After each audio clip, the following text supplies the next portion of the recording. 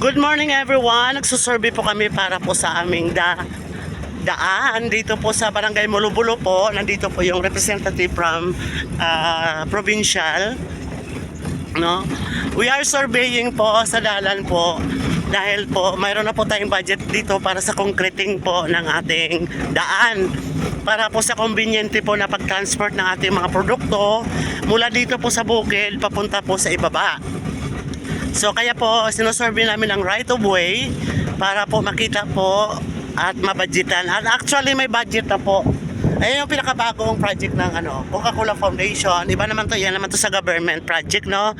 So we're blessed na nagkaroon po ng mga ganitong project po dito po sa Barangay Mulubulo dahil sa pakasipag po ng ating barangay kapitan. Together po sa ating mga constituents dito po nagkakaisa po para po magkaroon po tayo ng project na mga bago pong project. Ayan po. Ayan, ito po yung aming pipe na flowing po sa tubig ng Coca-Cola Foundation. So far so good at nagkaroon na po ng katuparan po yung mga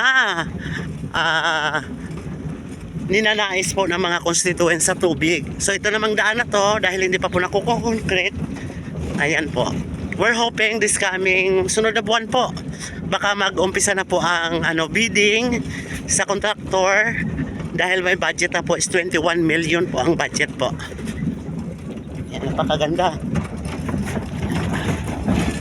So dito, ayan po yung mga daan po na dapat nating i-comply na ma-concrete po hanggang doon yan sa Barangay Kabian po para po natin masiminto po.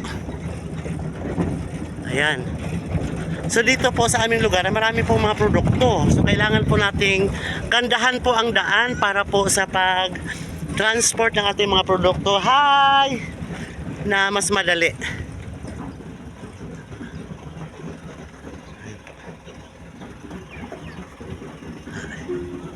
Ayan. Kagaya nitong mayroong nagde-deliver.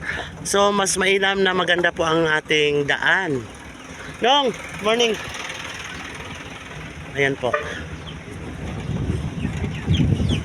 Ayan, mahaba-haba ito, siguro mga mahigit 1 kilometro mula sa Barangay Kabian to Barangay Mulubulo. Ayan po. So medyo lapad-laparan natin, lawak-lawakan natin yung daan. Kukuha tayo dito sa mga right of way po. So i-arrange natin yung mga dyan, yung mga landowner po na madaanan. Ililes po yan sa mga taxes nila balang araw, no? At yan po ay para po sa kanila din pong conveniente yung pagdaan dito sa buong daan ng Kabian at saka Mulubulo. Bye-bye po muna ha.